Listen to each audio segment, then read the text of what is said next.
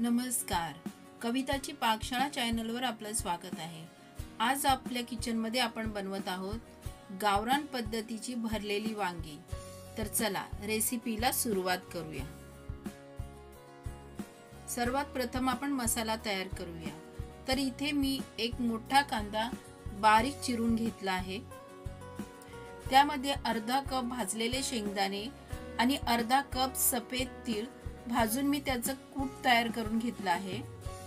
अर्धा कप भाजलेल्या कांद्याचे आणि खोबऱ्याचं वाटण घेऊया। त्यानंतर 1 चमचा काश्मीरी लाल मिर्च पावडर घेतली आहे, 1.5 चमचा धने जिरे पावडर, पाव चमचा हळद, पाव चमचा गरम मसाला, पाव चमचा किचन किंग मसाला आणि 1 चमचा आमचूर पावडर। आता हे सर्व जिन्नस आपल्याला चांगले एकजीव करून घ्यायचे आहेत। आता इथे चवीनुसार मीठ घालून घेऊया आणि पुन्हा सर्व जिन्नस एकजीव करून घेऊया। तर आपला वांग्याचा मसाला तयार झाला आहे। आता इथे मी छोटी छोटी 7 ते 8 वांगी घेतली आहेत। स्वच्छ धुवून आपल्याला त्याचे देठ कापून घ्यायचे आहेत। आता इथे दाखवल्याप्रमाणे हा मसाला आपल्याला वांग्यामध्ये भरून घ्यायचा आहे।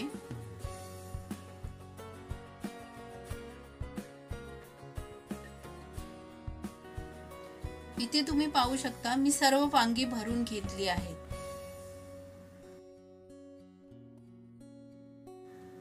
आता इथे भांड्यामध्ये आपल्याला 2 मोठे चमचे तेल घालून घ्यायचं आहे। तेल गरम झाल्यानंतर आपल्याला त्यामध्ये तो उरलेला सर्व मसाला घालून चांगला परतून घ्यायचा आहे।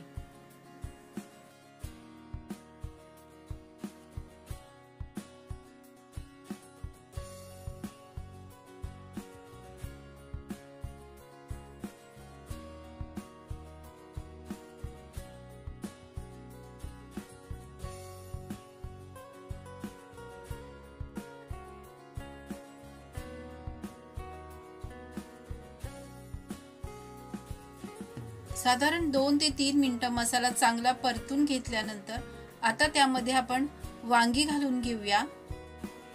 आता वांगी सुद्धा आपल्याला तेलावर चांगली परतून घ्यायची आहेत। साधारण मिनिटभर वांगी परतून झाल्यानंतर आता त्यामध्ये आपण थोडंसं गरम पाणी घालून घेऊया। आता वांगी आपल्याला झाकण लावून 10 ते 15 मिनिटं शिजवून घ्यायची आहेत।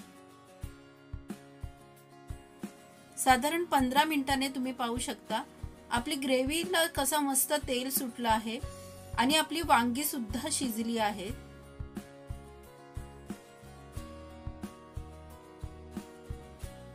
असंच गावरान पद्धतीचा भरला वांगा मसाला आपला तयार झाला आहे। तर आता गरमागरम भाकरी बरोबर सर्व करूया।